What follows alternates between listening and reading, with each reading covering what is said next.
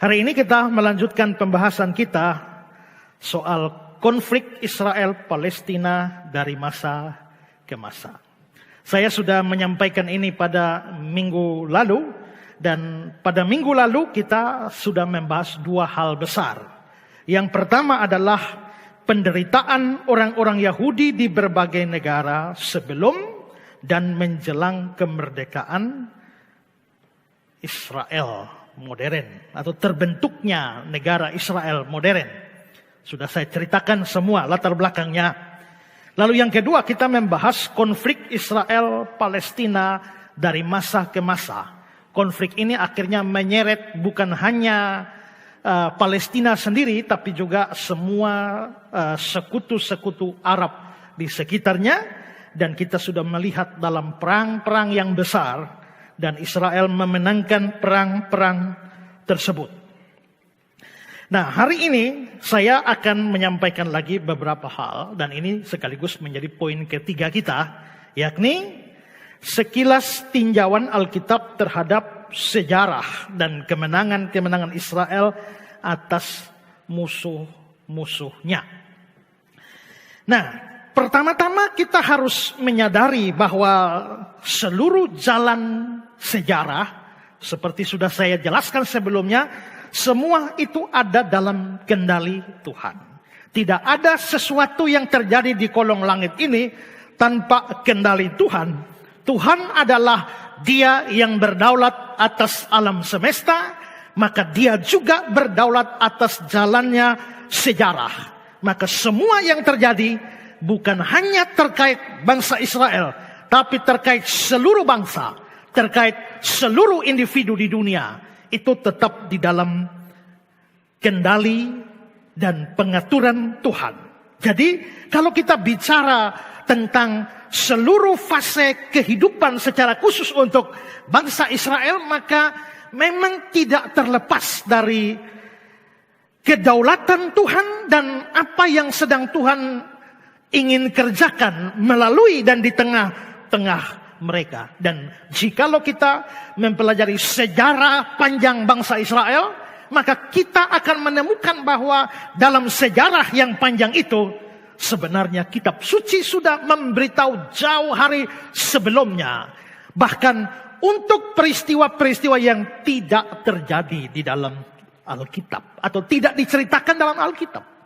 Ada nubuatan di dalam Alkitab, tapi penggenapannya di dalam Alkitab juga diceritakan. Misalnya, di dalam kitab Yesaya ada nubuatan tentang kelahiran Mesias atau kelahiran Yesus. Dan penggenapan nubuatan itu diceritakan di dalam Alkitab, yaitu Yesus dilahirkan menurut catatan Injil-Injil. Ada nubuatan tentang kebangkitan Yesus, tapi penggenapan nubuat itu, yaitu Yesus bangkit, juga diceritakan di dalam Alkitab. Tetapi nubuatan-nubuatan Alkitab tidak hanya berlaku bagi sesuatu yang digenapi, yang catatannya ada di dalam Alkitab, tapi bahkan yang tidak tercatat di dalam Alkitab, tapi terjadi dalam sejarah, itu dicatat di dalam Alkitab atau dinubuatkan di dalam Alkitab. Nah, saya akan memulai ini dengan bergeser ke belakang. Bahwa pada waktu saya menceritakan latar belakang munculnya negara Israel modern pada minggu kemarin, saya mulai bertolak dari kisah kehancuran kota Yerusalem tahun 70, yang akhirnya orang Yahudi diserahkan ke seluruh bangsa, dan mereka lalu luntang-lantung dan dikejar, dibunuh, dibasmi di banyak negara.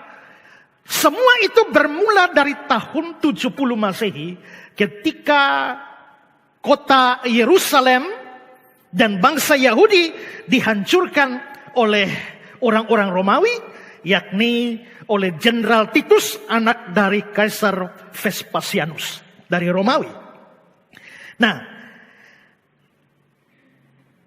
ceritanya panjang.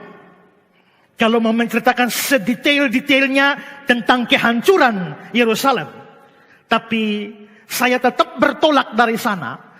Kota Yerusalem jatuh pada tahun 70, itu terjadi di bulan Agustus.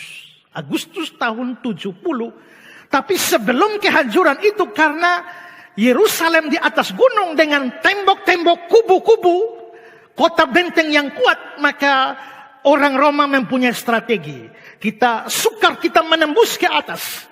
Karena itulah tidak usah repot-repot menyerang ke atas, kita cukup kepung saja. Maka kota Yerusalem dikepung oleh bala tentara Romawi, dan dikepungnya dalam tempo waktu yang lama selama 5 bulan. Selama 5 bulan itu tentara Romawi berkemah dan bersiaga sekeliling kota Yerusalem, dan itu menyebabkan tidak ada satu penduduk Yerusalem pun yang bisa keluar. Sebelum itu terjadi, sudah ada banyak orang dari luar daerah itu masuk ke Yerusalem. Larinya, berlindungnya ke Yerusalem. Ketika semua sudah berlindung di Yerusalem, itulah Yerusalem dikepung selama 5 bulan. Dan akibat dari pengepungan itu sebenarnya tidak terlalu hebat. Karena perbekalan dalam gudang perbekalan itu makanannya, stoknya banyak. Sayangnya sementara dikepung oleh Romawi dari luar, tapi di dalam kota Yerusalem sendiri itu terjadi pertikaian antar orang Yahudi sendiri. Dan mereka saling baku bunuh sampai akhirnya gudang perbekalan terbakar. Nah, ketika gudang perbekalan terbakar, maka disitulah krisis dimulai. Mereka harus mencari makanan di luar. Tapi kalau mau keluar artinya siap mati di tangan Romawi. Maka pada waktu itu saudara-saudara, orang-orang Romawi itu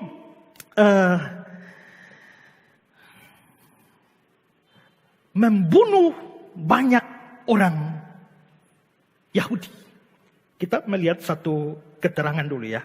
Pada waktu Yerusalem ditaklukkan, dalam emosi yang meluap-luap, pasukan Roma memasuki Yerusalem dengan membabi buta. Mereka membunuh setiap orang Israel yang mereka temui di dalam Yerusalem. Mayat lelaki, perempuan, dan anak-anak sampai jompo bergelimpangan. Yerusalem benar-benar banjir darah secara harfiah. Banjir darah. Menurut catatan sejarawan Yahudi berkebangsaan Romawi, Josephus Flavius, dia mengatakan bahwa pada waktu itu Jenderal Titus dan tentaranya itu membunuh orang di kota Yerusalem sebanyak 1.100.000 orang di dalam kota. Sehingga kota Yerusalem betul-betul banjir darah dalam arti yang sesungguhnya. Bahkan Josephus mengatakan bahwa darah mengalir begitu banyak sampai memadamkan api-api yang sementara berkobar di dalam kota Yerusalem. Dan pada akhir penyerangan itu, yang selamat, yang masih hidup, itu sisa 97.000 orang Yahudi yang dirasa cukup kuat dibawa ke Romawi, dan sisanya diserahkan ke berbagai bangsa.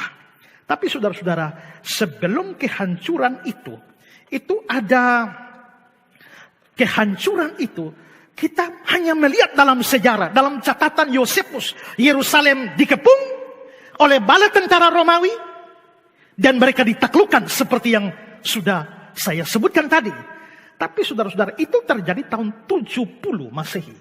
Tapi tahukah saudara bahwa 40 tahun sebelumnya, ya, Tuhan Yesus sebenarnya sudah menyampaikan hal ini. Lihat Lukas 19, 41-44. Dan ketika Yesus telah dekat dan melihat kota itu, kota Yerusalem, dia menangisinya. Katanya, wahai, betapa baiknya jika pada hari ini juga engkau mengerti apa yang perlu untuk damai sejahteramu. Yesus bicara tentang Yerusalem. Yerusalem itu dari kata Yeru, kota, dan Salem, salam, salom, yang artinya damai. Jadi Yerusalem itu artinya kota damai. Nah di sini Yesus bilang, ya, wahai betapa baiknya jika pada hari ini engkau mengerti apa yang perlu untuk damai sejahteramu. Yesus bicara soal damai sejahtera untuk kota damai. Tetapi sekarang hal itu tersembunyi bagi matamu, sebab akan datang harinya. Kapan harinya? Ya, tahun 70, bulan Agustus. Sebab akan datang harinya bahwa musuhmu akan mengelilingi engkau dengan kubu, lalu mengepung engkau dan menghimpit engkau dari segala jurusan. Dan mereka akan membinasakan engkau beserta dengan pendudukmu, dan pada tembokmu mereka tidak akan membiarkan satu batu pun tinggal terletak di atas batu yang lain. Lalu dalam Lukas 21 ayat 20 dan seterusnya, apabila kamu melihat Yerusalem dikepung oleh tentara-tentara, ketahuilah bahwa keruntuhannya sudah dekat. Apabila tentara-tentara sudah kepung Yerusalem, sadar keruntuhannya sudah dekat. Kapan? 5 bulan setelah itu keruntuhannya terjadi. Ayat 23, sebab akan datang kesesakan yang dahsyat atas seluruh negeri dan murka atas bangsa ini. Dan mereka akan tewas oleh mata pedang dan dibawa sebagai tawanan ke segala bangsa. Yerusalem akan diinjak-injak oleh bangsa-bangsa yang tidak mengenal Allah sampai genap zaman bangsa-bangsa itu. Berarti 40 tahun sebelum peristiwa itu terjadi, Tuhan Yesus sudah meramalkannya, sudah menubuatkannya, dan semua terjadi persis seperti yang Tuhan Yesus katakan, dan itu dikonfirmasi di dalam tulisan Yosefus, Jewish War, atau perang-perang orang Yahudi. Nah, di dalam pengepungan, kita kembali sedikit ke belakang, dalam pengepungan 5 bulan itu, karena dikepung maka tadi seperti saya bilang tadi, di dalam ada gedung perbekalan yang sudah hancur, maka terjadilah kelaparan besar. Sementara dikepung oleh tentara Romawi di luar, orang Yahudi menderita kelaparan, dan kelaparan yang begitu hebat. Yosefus menggambarkannya seperti ini. Penyakit sampar mewabah, mayat-mayat bergelimpangan di jalan-jalan, tidak ada orang yang menguburkannya. Ini belum diserang. Ini peristiwa yang terjadi di dalam. Kenapa Yosefus catat ini? Yosefus sendiri itu adalah salah satu pemimpin pasukan di dalam perang tahun 70 itu. Ya, nanti belakangan dia beralih kebangsaan ke Romawi. Ya, tapi dia sendiri pelaku sejarah. Dia memimpin pasukan melawan Roma. Jadi dia tahu persis ceritanya. Ya, dalam bukunya yang terkenal Jewish War, dia mencatat ini, penyakit sampar mewabah, mayat-mayat berkelimpangan di jalan-jalan, tidak ada orang menguburkan, dan bau busuk menusuk hidung. Orang-orang yang gagah dan kuat merampok dan membunuh di mana-mana. Mereka memperebutkan sedikit makanan yang ditemukan. Satu-satunya harapan semua orang di sana adalah mendapatkan sedikit makanan. Waktu malam hari tiba, sebagian orang yang malang itu pergi keluar kota dengan sembunyi-sembunyi untuk mencari sesuatu yang dapat dimakan di padang belantara, atau mengorek-ngorek sedikit akar kayu di antara mayat-mayat yang sedang membusuk untuk mengisi perut mereka yang kosong. Namun pada tengah malam mereka tertangkap oleh tentara Roma. Mereka dipaku di atas kayu salib dan digantungkan dengan posisi menghadap ke Yerusalem. Setiap malam kurang lebih 500 orang dibunuh dengan sadis. Keadaan yang menyayat hati ini belum pernah terjadi dalam sejarah sebelumnya. Sampai-sampai Jenderal Titus sendiri pun tak sanggup menahan air matanya. Dia memohon kepada Tuhan menjadi saksi baginya bahwa semua ini bukanlah yang mau dia lakukan. Maka sebelum dihancurkan, Yerusalem sudah hancur-hancuran di dalam. Kalau setiap malam ada 500 orang dibunuh, disalibkan, maka kita bisa bayangkan seperti apa kondisi kota Yerusalem pada waktu itu. Dan saking laparnya, banyak orang jadi gila. Jadi gila seperti apa? Yosefus mencatat, karena kelaparan yang amat sangat, peristiwa tragis yang tidak berperi kemanusiaan, seperti anak membunuh ayahnya atau ibu membunuh anaknya untuk dijadikan makanan, seringkali terjadi. Ini sungguh-sungguh terjadi. Dalam buku yang sama, Yosefus secara khusus menceritakan satu peristiwa makan orang. Perhatikan dari Yosefus. Ini buku sejarah ya. Ini sejarah yang standar, yang diakui dunia. Jadi ini bukan cerita karang-karangan. Yosefus mengatakan begini. Seorang wanita yang tinggal di luar Yordania namanya Maria. Ayahnya adalah Eliezer dari desa Betelzop. telah melarikan diri ke Yerusalem bersama orang banyak lainnya. Jadi ketika tahu tentara Roma sudah datang, mereka bukan lari menjauh, mereka lari masuk, kumpul semua di Yerusalem. Karena dianggap tidak mungkin Yerusalem dihancurkan. Tidak mungkin Yerusalem bisa diruntuhkan. Jadi semua orang lari berkumpul di Yerusalem.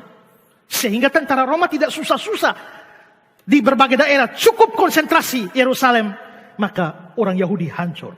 Nah, sama halnya Maria, ayahnya adalah Eliezer dari desa Bedelsok, telah melarikan diri ke Yerusalem bersama orang banyak lainnya, dan bersama-sama mereka terkepung di sana saat ini.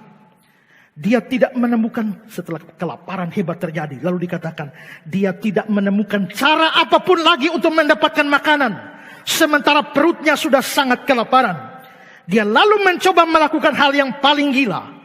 Dia dan menyambar putranya yang merupakan seorang anak kecil yang sedang menyusu di dadanya.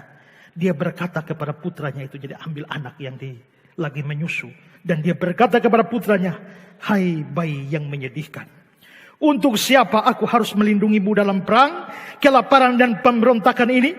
Mengenai perang dengan Romawi, jika mereka menyelamatkan kita, kita pun harus menjadi budak mereka. Kelaparan ini juga akan menghancurkan kita.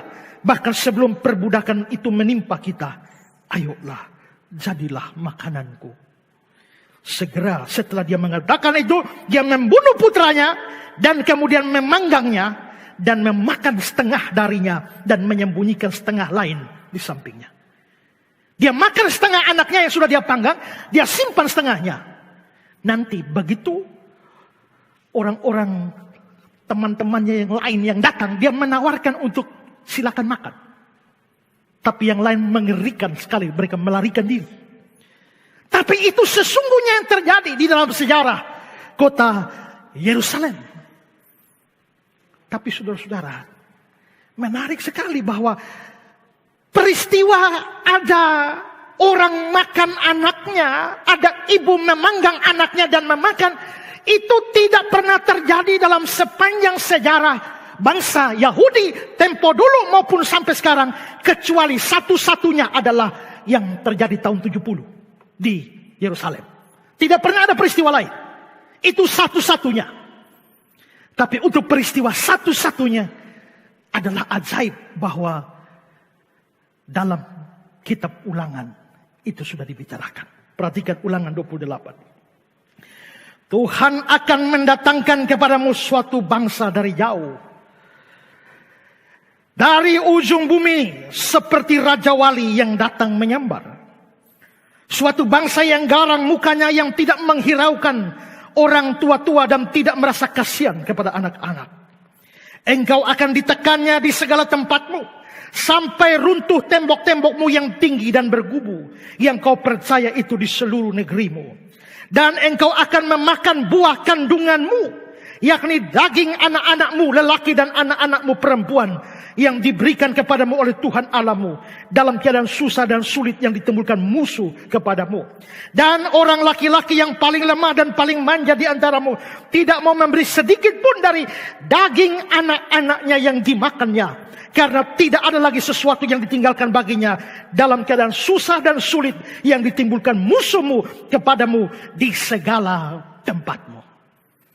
Bayangkan bahwa apa yang terjadi, saya bilang tadi, yang seperti ini tidak pernah terjadi dalam sejarah. Bangsa Israel, baik di dalam kitab suci, sementara mereka ada di Babylon, sementara dikuasai Persia atau Yunani, baru terjadi pada zaman Romawi. Dan itu berarti bahwa apa yang dikatakan dalam kitab Ulangan pasal 28 tidak mempunyai penggenapan lain di dalam sejarah selain untuk yang terjadi tahun 70 Masehi. Maka kita bisa melihat bahwa hal itu sudah dinubuatkan sebelumnya. Pada hari kehancuran kota Yerusalem, waktu Titus dan orang Romawi masuk, mereka juga bukan hanya menaklukkan Yerusalem, tapi menghancurkan bait Allah yang termasyhur, bait Allah yang didirikan, bait Allah dua yang didirikan. Bait Allah pertama didirikan Salomo, hancur pada zaman Babilonia. Tapi bait Allah kedua yang didirikan zaman Esra Nehemia, yang diperindah oleh Raja Herodes yang agung. Nah, itu yang berdiri dan menjadi megah di kota Yerusalem.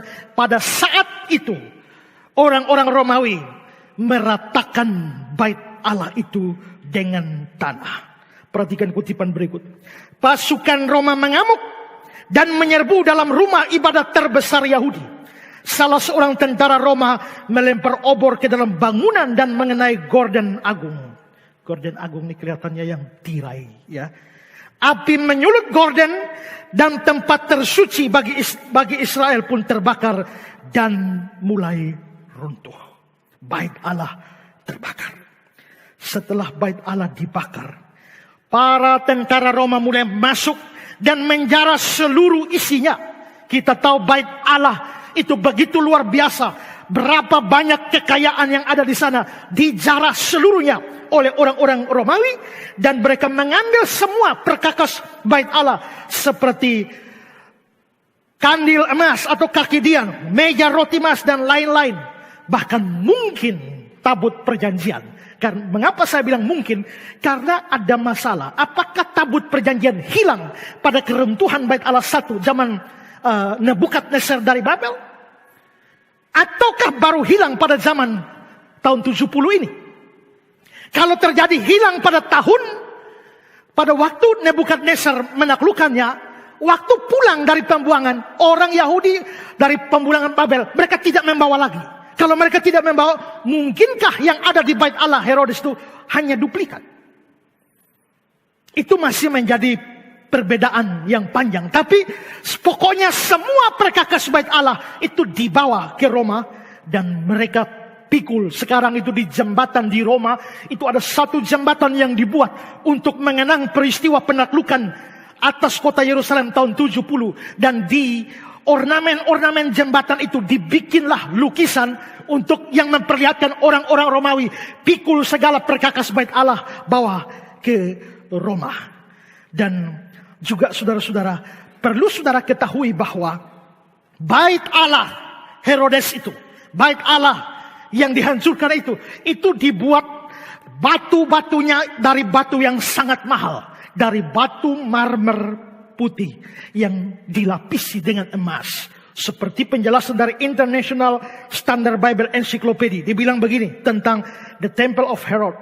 Bangunan ini, maksudnya bait Allah, menggunakan batu marmer putih yang dilapisi lempengan-lempengan emas di bagian depan dan menjulang tinggi di atas pelataran dengan beranda berlapis marmer. Yosefus membandingkan bait Allah dengan gunung berlapiskan salju yang merupakan bangunan yang mencolok dan mengagumkan dari segala sisi. Bayangkan batu-batunya, batu marmer dilapisi dengan emas. Sampai Lukas Chandra mengatakan begini, emas murni dan batu pualam atau marmer membuatnya berkilauan. Bahkan bait Allah yang dulu dibangun Salomo pun tidak dapat menandinginya. Sebab itu pada masa itu terdapat sebuah pepatah berbunyi, barang siapa belum pernah menyaksikan bait Allah yang dibangun Herodes, berarti dia belum pernah menyaksikan sesuatu yang sungguh-sungguh indah. Betapa indahnya bait Allah. Bandingkan dengan Lukas 21 ayat yang kelima. Beberapa orang berbicara tentang bait Allah dan mengagumi bangunan itu yang dihiasi dengan batu yang indah-indah dengan berbagai-bagai persembahan. Nah, karena batu-batu ini berlapis emas, maka pada waktu orang Roma membakar bait Allah, maka terbakarlah semua bersama dengan tembok-temboknya, maka emas-emas yang melapisi batu itu mencair. Ya, mencair, dan sampai saudara-saudara begitu mencair, orang-orang Romawi kaget karena ternyata di setiap batu itu ada lapisan emas. Maka mereka lalu akhirnya bukan hanya mengambil perkakas bait Allah, mereka mengambil semua emas yang ada di batu-batu. Karena itu mereka ambil batu yang satu, korek ini, ambil emasnya, buang, ambil batu satu lagi. Setiap batu dilepaskan dari batu yang lain, hanya supaya bisa mengambil emas yang melekatnya. Sehingga akhirnya bukan hanya secara umum bait Allah dihancurkan, tapi batu yang satu terlepas dari batu yang lain. karena faktor emas. Dan tahukah bahwa Yesus sudah ngomong itu? Matius 24, 1 dan 2. Sesudah itu Yesus keluar dari bait Allah lalu pergi. Maka datanglah murid-muridnya dan menunjuk kepada bangunan-bangunan bait Allah. Ia berkata kepada mereka, kamu melihat semuanya itu? Aku berkata kepadamu, sesungguhnya tidak ada satu batu pun di sini akan dibiarkan terletak di atas batu yang lain. Semuanya akan diruntuhkan. Lalu Lukas 21, 5, 6. Ketika beberapa orang berbicara tentang bait Allah, mengagumi bangunan yang dihiasi dengan batu yang indah-indah dan dengan berbagai macam barang persembahan, berkatalah Yesus, apa yang kamu lihat di situ, akan datang harinya di mana tidak ada satu batu pun akan dibiarkan terletak di atas batu yang lain. Semuanya akan dihancurkan. Luar biasa. Membuat kitab suci terkait dengan apa yang terjadi atas bangsa Yahudi dan Yerusalem terjadi dengan sempurna. Setelah bait Allah hancur, lalu orang Romawi juga menghancurkan seluruh kota Yerusalem. Bukan hanya bait Allah, tapi tembok kota Yerusalem itu juga dihancurkan. Tembok kota Yerusalem dihancurkan. Pada waktu mereka menghancurkan semuanya, Jenderal Titus minta bahwa tolong sisakan satu bagian. Bagian barat jangan diruntuhkan. Untuk apa? Tinggalkan dia tetap berdiri supaya orang bisa melihat seperti apa tembok kota Yerusalem. Supaya generasi berikut akan tahu bahwa betapa hebat perkasanya orang Roma sampai menghancurkan pagar setinggi ini. Karena itulah sampai hari ini bagian tembok kota Yerusalem bagian barat tidak diruntuhkan dan masih berdiri sampai hari ini yang dikenal sebagai Western Wall.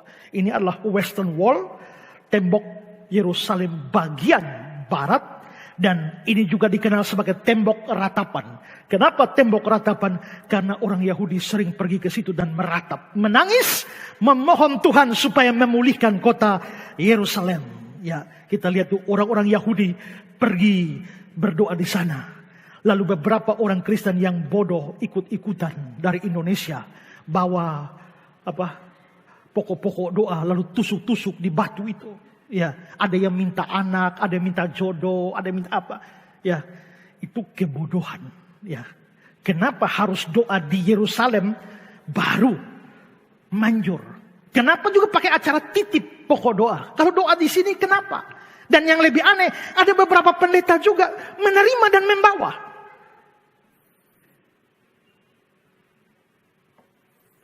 Kalau saya dikasih saya buang di Oisao sana.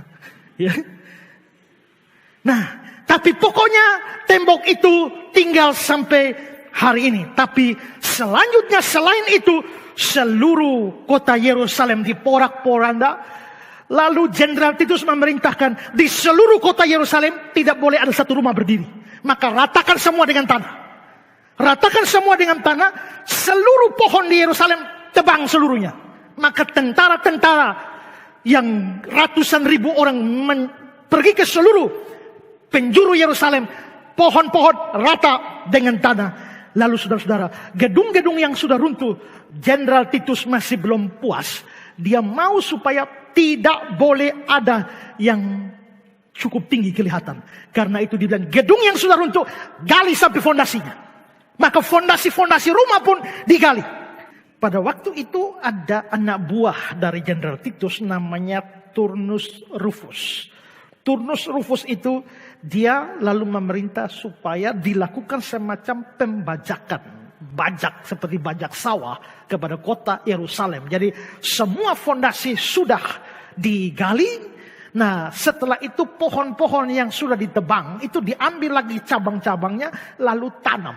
Ya, maka mereka menanam seluruh kota Yerusalem itu dengan cabang-cabang yang baru sehingga akhirnya beberapa tahun setelah itu kota itu menjadi hutan. Jadi Yerusalem betul-betul menjadi hutan. Sampai Yosefus melaporkan bahwa orang-orang yang lewat di sana tidak pernah menduga bahwa tempat itu pernah didiami. Orang tidak menduga bahwa itu adalah sebuah kota sebelumnya. Dan dengan demikian, Jenderal Titus dan pasukan Romawinya meninggalkan seluruh kota Yerusalem itu setelah, atau dengan kata lain, sudah benar-benar tidak ada lagi. Betul-betul kota Yerusalem itu menjadi hutan, selesai dibajak. Dan apa yang terjadi itu sebenarnya sudah dinubuatkan di dalam Mika pasal 3 ayat yang ke-12. Sebab itu, oleh karena kamu, maka Sion akan dibajak seperti ladang, Yerusalem akan menjadi timbunan puing, dan gunung bait suci akan menjadi bukit yang berhutan. Maka jelas-jelas dinubuatkan dalam kitab suci. Dalam perkembangan selanjutnya, orang Yahudi diserahkan ke segala bangsa, dibenci, diburu, diusir, dibunuh, dibasmi, seperti yang sudah saya ceritakan sebelumnya. Dan lagi-lagi itu pun telah dinubuatkan di dalam kitab suci, Ulangan pasal 28. Kamu akan dicabut dari tanah kemana engkau pergi untuk mendudukinya. Tuhan akan menyerahkan engkau ke antara segala bangsa, dari ujung bumi ke ujung bumi. Engkau tidak akan mendapatkan ketentraman di antara bangsa-bangsa itu, dan tidak akan ada tempat berjejak bagi telapak kakimu. Tuhan akan memberikan di sana kepadamu hati yang gelisah, mata yang penuh rindu, dan jiwa yang merana. Hidupmu akan terkatung-katung. Siang malam engkau akan terkejut, khawatir akan hidupmu. Pada waktu pagi engkau akan berkata, kalau malam sekarang. Dan pada waktu malam engkau akan berkata, kalau pagi sekarang. Karena kecut memenuhi hatimu, karena apa yang dilihat matamu. Betul-betul apa yang dinubuatkan firman Tuhan terjadi persis seperti di dalam sejarah. Lalu dalam kitab Yeremia pasal 24 ayat 9 dikatakan, Aku akan membuat mereka menjadi kengerian bagi segala kerajaan di bumi, menjadi aib dan perumpamaan, menjadi sindiran dan kutuk di segala tempat kemana aku mencerai beraikan mereka. Ayat ini dalam terjemahan Indonesia sehari-hari lebih dapat dimengerti. Aku akan mencelakakan mereka sedemikian rupa, sehingga segala bangsa di seluruh dunia akan menjadi ketakutan. Di mana saja mereka kuserahkan, mereka akan diejek, dijadikan bahan tertawaan, dan dicemooh. Nama mereka akan dipakai sebagai kutukan. Makanya sampai hari ini banyak orang mengutuk Israel. Itu sudah dibicarakan di dalam kitab suci. Sekalipun besar kemungkinan bahwa yang dibicarakan Yeremia ini itu berlaku juga pada waktu penaklukan oleh Babel. Tapi kelihatannya penggenapan lebih jauh masih terjadi lagi. Dan itu terjadi pasca tahun 70. Dan kota Yerusalem sendiri, seperti pernah saya bahas beberapa tahun yang lalu, sejak tahun 70 itu diduduki oleh berbagai macam bangsa, dikuasai oleh berbagai macam kekuatan bangsa-bangsa lain. Dan akibatnya adalah Yerusalem selalu berganti penguasa. Begitu dikuasai oleh satu penguasa, satu dinasti, datang dinasti baru lagi, perang lagi, ganti penguasa lagi, datang yang baru lagi, perang lagi, ganti lagi, terus menerus. Dan selama hampir 2000 tahun kira-kira Yerusalem telah dikuasai kira-kira oleh 12 dinasti yang berbeda. Saya berikan secara ringkas dalam gambar ini. Ini adalah para penguasa Palestina dan Yerusalem mulai tahun 70 sampai tahun 1945. Ada zaman Romawi, setelah itu zaman Romawi Timur Bizantium, lalu zaman Islam Arab, dinasti Umayyah, dinasti Abbasiyah, dinasti Fatimiyah, para laskar salib, dinasti Ayubid, lalu zaman Tartar Mongolia, zaman dinasti Mamluk, lalu dinasti Ottoman Turki, baru jatuh ke Inggris. Dari Inggris itulah yang pada akhirnya diserahkan ke Israel. Sekarang barulah mereka mendirikan kerajaan Israel atau negara Israel modern ini. Jadi kita bisa melihat bahwa sebelum Israel mendirikan negara modern mereka, telah terjadi pergantian penguasa atas kota Yerusalem berkali-kali. Tapi lagi-lagi ini sesuai dengan nubuat firman Tuhan. Lukas 21:24. Dan mereka akan tewas oleh mata pedang, dibawa sebagai tawanan ke segala bangsa, dan Yerusalem akan diinjak-injak oleh bangsa-bangsa yang tidak mengenal Allah. Yerusalem akan diinjak-injak oleh bangsa-bangsa yang tidak mengenal Allah. Dan dikonfirmasi di dalam kitab Wahyu pasal 11 ayat yang kedua. Tetapi kecualikan pelataran bait suci yang di sebelah luar, janganlah engkau mengukurnya, karena dia telah diberikan kepada bangsa-bangsa lain, dan mereka akan menginjak-injak kota suci.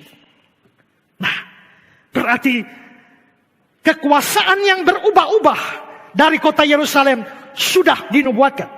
Pada zaman Ottoman Turki, ada periode di mana Ottoman Turki sama sekali tidak memperhatikan kota Yerusalem. Yerusalem dibiarkan sehingga Yerusalem itu penuh dengan sakit penyakit warganya, kemiskinan, kemelaratan, dan bukan lagi sebuah kota, tapi semacam sebuah kampung kumuh yang tidak ada arti apa-apa, yang sama sekali tidak menarik.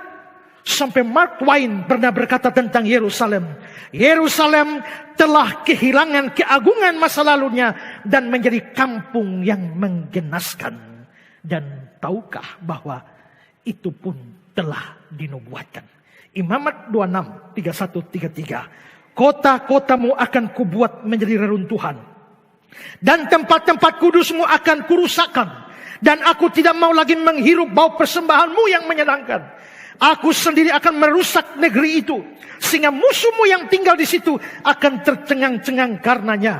Tetapi kamu akan kuserahkan di antara bangsa-bangsa lain, dan aku akan menghunus pedang di belakang kamu, dan tanahmu akan menjadi tempat tandus. Kota-kotamu akan menjadi reruntuhan. Lalu dalam perjanjian baru dikonfirmasi dikat oleh Yesus dalam Lukas 13 ayat 35. Sesungguhnya rumahmu ini akan ditinggalkan dan menjadi sunyi. Maka saudara lihat, yang sedang saya tunjukkan adalah tahapan demi tahapan setelah kehancuran, pada saat kehancuran kota Yerusalem, dan peristiwa-peristiwa setelah itu. Ternyata seluruhnya dinubuatkan dalam kitab suci. Memang ada ayat-ayat yang kelihatannya itu menubuatkan kehancuran pertama zaman Babilonia. Tapi kalau dilihat detail-detail kisahnya, detail-detail nubuatannya, kelihatannya nubuat itu lebih berlanjut, digenapi lagi 2 kali penggenapan, yaitu ketika bangsa Yahudi keluar dari negara atau negeri mereka. Nah, karena itulah saudara-saudara, maka setelah kita melihat semua ini, kita akan melihat bahwa sebenarnya apa yang terjadi di dalam perjalanan sejarah bangsa Israel pasca kehancuran 70, itu semua dinubuatkan. Karena itu juga maka pada minggu sebelumnya kita bicara berbagai macam perang besar yang terjadi antara bangsa-bangsa Arab melawan Israel dan dimenangkan oleh Israel. Itu juga pasti. Nah, pada waktu mereka akhirnya berhasil terlepas dari faktor PBB, terlepas dari faktor Inggris, terlepas daripada faktor Zionis yang bekerja, semua itu. Tapi bahwa mereka yang hilang hampir 2000 tahun, lalu bisa muncul kembali dan membangun kembali sebuah negara modern. Itu tidak kebetulan. Rasanya aneh kalau kita sudah melihat mulai dari tahun 70 sampai semua detail itu dibicarakan firman Tuhan. Lalu hal besar seperti kembalinya munculnya negara ini yang hilang hampir 2000 tahun. Kok kebetulan? Tidak. Itu mereka kembali dari berbagai bangsa dan membentuk satu bangsa, kembali ke tanah mereka. Maka itu sesuatu yang dinubuatkan juga. Yeskiel pasal 11, 16, 17. Oleh sebab itu katakanlah, beginilah firman Tuhan Allah, walaupun aku membawa mereka jauh-jauh di antara bangsa-bangsa dan menyerahkan mereka di negeri-negeri itu, aku akan menjadi tempat kudus yang sedikit artinya bagi mereka di negeri-negeri di mana mereka datang. Oleh sebab itu katakanlah, beginilah firman Tuhan Allah, Aku akan menghimpunkan kamu dari bangsa-bangsa dan mengumpulkan kamu dari negeri-negeri di mana kamu berserak, dan aku akan memberikan kamu tanah Israel. Lalu dalam pasal 34, aku akan membawa mereka keluar dari tengah bangsa-bangsa dan mengumpulkan mereka dari negeri-negeri dan membawa mereka ke tanahnya. Aku akan mengembalakan mereka di atas gunung-gunung Israel, di alur-alur sungainya, di semua tempat kediaman di orang di tanah itu. Aku akan menjemput kamu dari antara bangsa-bangsa dan mengumpulkan kamu dari semua negeri, dan akan membawa kamu kembali ke tanahmu. Lalu pasal 37, katakanlah kepadanya, beginilah firman Tuhan Allah, sungguh aku menjemput orang Israel dari tengah bangsa-bangsa.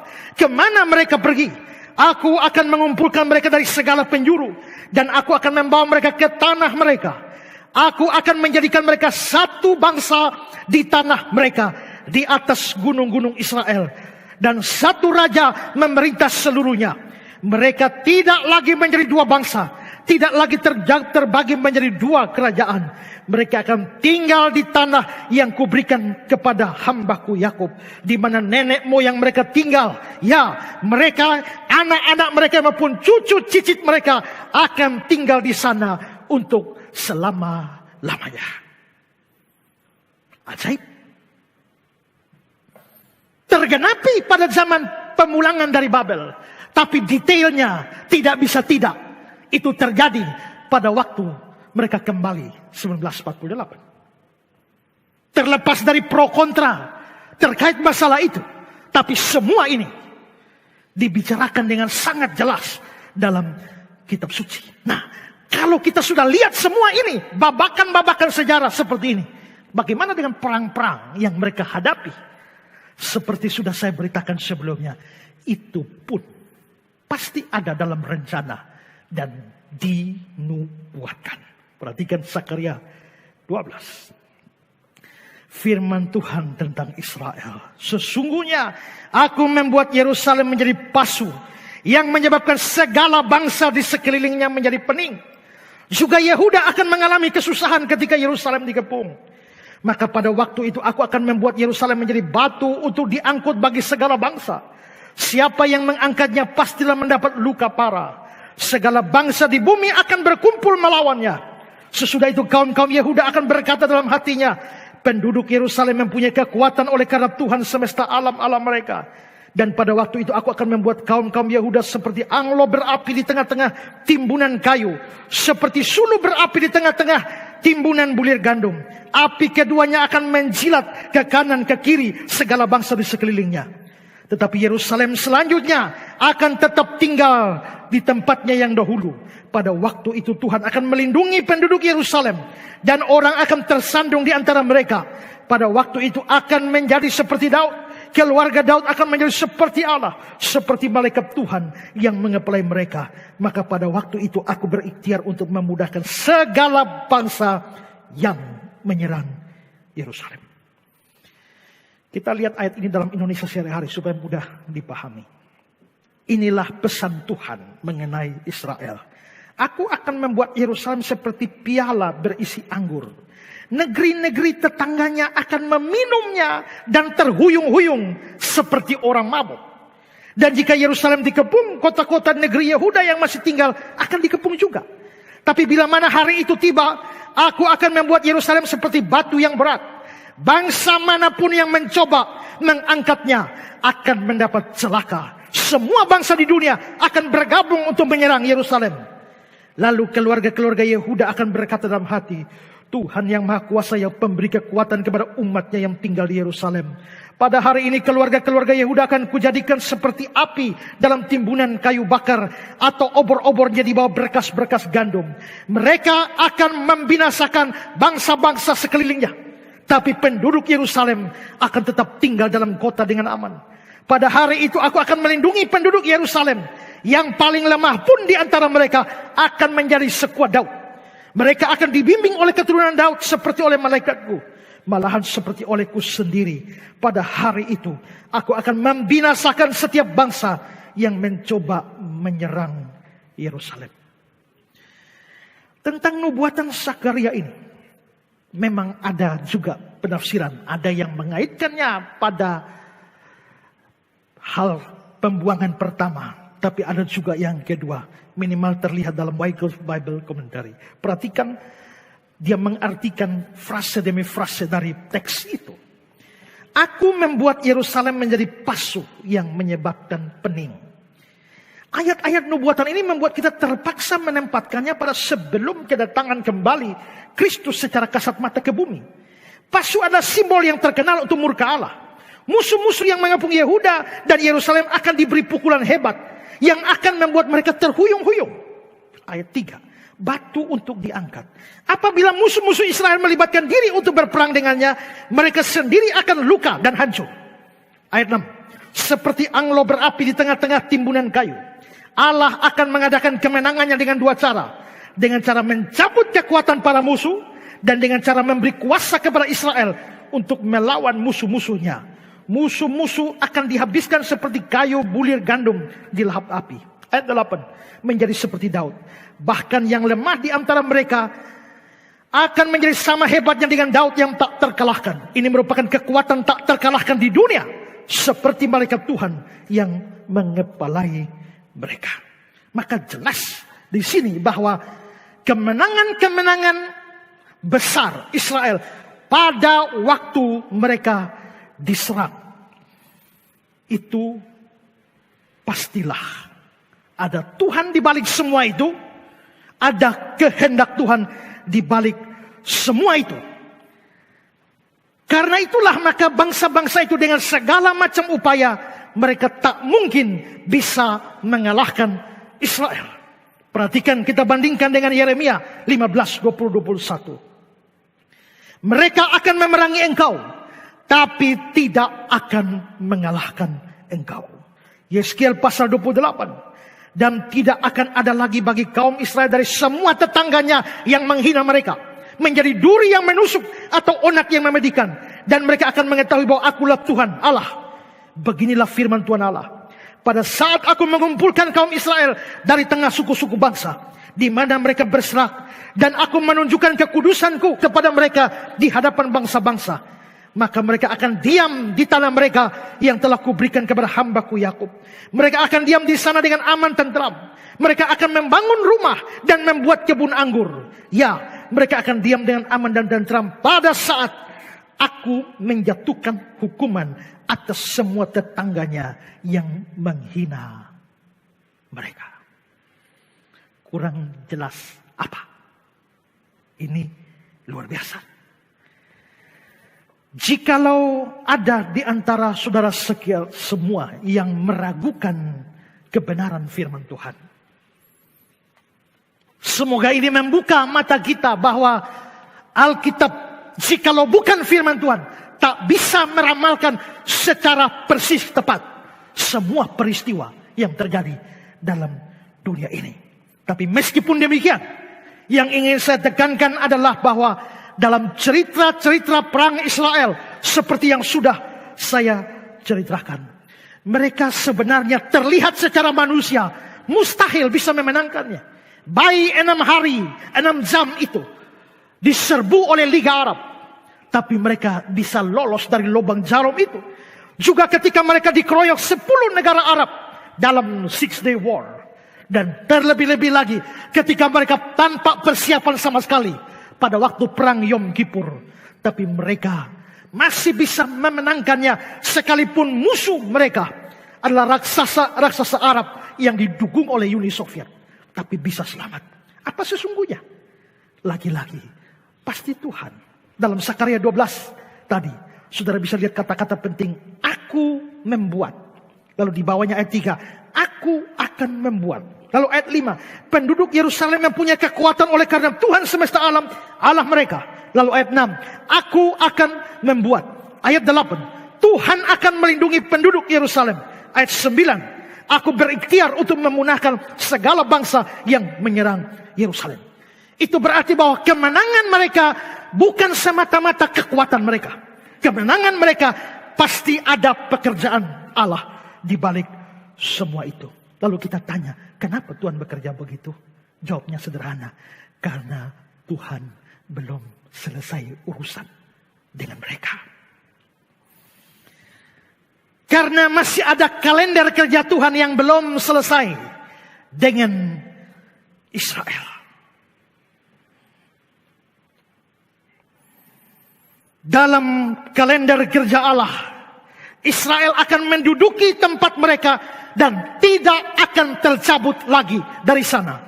Seperti kata Amos pasal 9 ayat 15. Maka aku akan menanam mereka di tanah mereka. Mereka tidak akan dicabut lagi dari tanah yang telah kuberikan pada mereka. Firman Tuhan Allahmu. Tidak akan dicabut. Ini tak mungkin untuk pulang dari pembuangan Babel. Karena ternyata setelah pulang dari pembuangan Babel, masih terjadi tahun 70. Mereka diserahkan lagi. Berarti apa yang dikatakan Amos tidak tepat. Tapi itu pasti berkaitan dengan yang terjadi setelah kehancuran tahun 70, penyerahan tahun 70. Mereka tidak akan dicabut lagi dari tanah yang kuberikan kepada mereka. Kalau ini program Tuhan, dengar baik-baik. Tidak ada satu kekuatan dunia pun yang bisa menggagalkan program ini.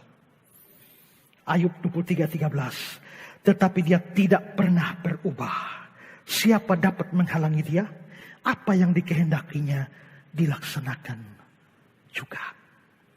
Bandingkan ini semua dengan demo-demo melawan Israel.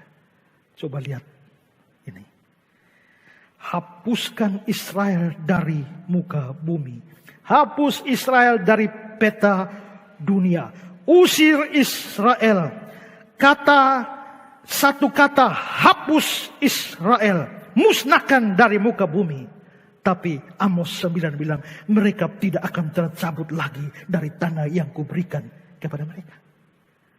Jadi mau bagaimana? Siapakah engkau yang melawan Tuhan? Sultankah? Tapi terlepas dari saat ini banyak orang Israel yang tidak percaya Yesus. Banyak. Mayoritas Israel tidak percaya Yesus. Tapi janji Allah tidak berubah. Seperti saya bilang tadi, dia belum selesai berperkara dengan Israel. Memang sekarang kelihatannya, dulu mata Allah diarahkan kepada Israel. Tapi karena penolakan Israel akan Kristus, matanya dialihkan kepada bangsa-bangsa lain. Saudara dan saya, sekalipun demikian, dia tidak berakhir dengan yang ini. Urusannya belum selesai. Dia masih akan berurusan. Dia tidak membuang mereka. Ulangan 4 ayat yang ke-31. Sebab Tuhan Allahmu adalah Allah penyayang. Dia tidak akan meninggalkan atau memusnahkan engkau. Dan dia tidak akan melupakan perjanjian yang diikrarkannya dengan sumpah kepada nenek moyangmu. Jadi kalau sampai Allah masih mau berurusan dengan Israel, bukan karena Israelnya. Mereka anti Kristus saat ini. Mereka tidak percaya Kristus. Mereka anggap Kristus itu Mesias palsu. Tapi kenapa Allah masih peduli dan masih berurusan dengan mereka? Bukan karena mereka. Tapi karena Allah tidak bisa mengingkari janjinya dengan bapak-bapak bangsa Abraham, Ishak, dan Yakub. Karena itulah dia masih berurusan dengan Israel sampai hari ini. Walaupun tidak terlalu banyak seperti yang dia lakukan bagi umat perjanjian baru, yaitu saudara dan saya. Yeremia 31, 36, 37. Sesungguhnya seperti ketetapan-ketetapan ini tidak akan beralih dari hadapanku. Demikian firman Tuhan. Demikianlah keturunan Israel juga tidak akan berhenti menjadi bangsa di hadapanku untuk sepanjang waktu. Beginilah firman Tuhan. Sesungguhnya seperti langit di atas tidak terukur dan dasar-dasar bumi di bawah tidak terselidiki. Demikian juga aku tidak akan menolak segala keturunan Israel karena segala apa yang dilakukan mereka. Demikian firman Tuhan. Ya, Dia tidak membuang mereka. Dia masih mengontrol jalan sejarah mereka. Hingga satu titik dalam sejarah nanti. Dia baru akan memulihkan mereka. Dengan mengaruniakan kepada mereka hati yang baru. Sehingga mereka tercelik matanya. Dan melihat kepada Kristus Tuhan kita. Mereka yang adalah orang-orang pilihan secara rohani. Akan bersama-sama dengan kita dari bangsa-bangsa yang lain. Bersatu dalam iman kepada Kristus. Itu belum terjadi. Tapi pasti akan terjadi. Seperti dikatakan Paulus dalam Roma 11 ayat 25. Aku mau agar kamu mengetahui rahasia ini. Sebagian dari Israel telah menjadi tegar. Sampai jumlah yang penuh dari bangsa lain telah masuk. Maksudnya apa? Dulu dia datang untuk Israel. Tapi Israel menolak dia dan menyalibkan dia. Mereka menolak, tidak terima dia. Maka sekarang dia mengalihkan kepada bangsa lain. Dan dia memanggil semua orang pilihan dari bangsa lain. Sampai kapan? Sampai jumlah yang penuh dari bangsa lain telah masuk. Maksudnya orang pilihan dari bangsa-bangsa lain itu menjadi percaya. Setelah semua dari bangsa lain masuk, dari Indonesia masuk, India masuk, Afghanistan masuk, dari Timor Leste masuk, Australia, Amerika, semua masuk. Baru dia akan berurusan dengan Israel untuk terakhir kali. Dan jikalau semua sudah masuk dan Israel masuk terakhir, maka akhir zaman sudah akan tiba. Itulah program kalender kerja Allah. Tapi menarik adalah bahwa mereka yang istimewa, mereka yang dekat, justru mereka yang awal, justru masuknya belakangan. Kita yang jauh, yang mestinya belakangan, justru sekarang menjadi awal. Itulah sebabnya yang awal bisa jadi yang terkemudian. Dan yang terkemudian bisa menjadi yang awal. Akan ada satu sisa Israel yang akan kembali karena kasih karunia dengan beriman kepada Kristus. Karena itulah saudara-saudara, maka saya kutip kata-kata dari Hokmah. Anthony Hokmah bilang begini. Akan ada banyak orang-orang Yahudi yang dimenangkan bagi Kristus di sepanjang zaman. Antara kedatangan pertama dan kedatangan kedua. Yaitu bersamaan dengan penggenapan jumlah yang penuh dari bangsa-bangsa lain. Dari pertobatan orang-orang Yahudi tersebut, kita harus mampu melihat tanda tentang kepastian kembalinya Kristus untuk kedua kalinya. Di lain pihak, tanda ini harus mengusik hati kita untuk melihat kepentingan dan mendesaknya misi penginjilan bagi orang-orang Yahudi. Di zaman di mana sentimen antisemitisme, anti-Yahudi masih tinggi, marilah kita tidak melupakan bahwa Allah tidak menolak umat pilihannya dan bahwa dia masih memiliki tujuan bagi bangsa Israel. Belum selesai. Perjalanan sejarah akan menunjukkan kepada kita setiap tahap dari program Allah untuk mereka.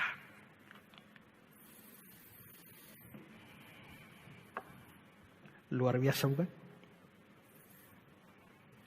Sekarang mari kita masuk pada poin kita selanjutnya. Bagaimana seharusnya sikap kita dalam konflik Israel-Palestina?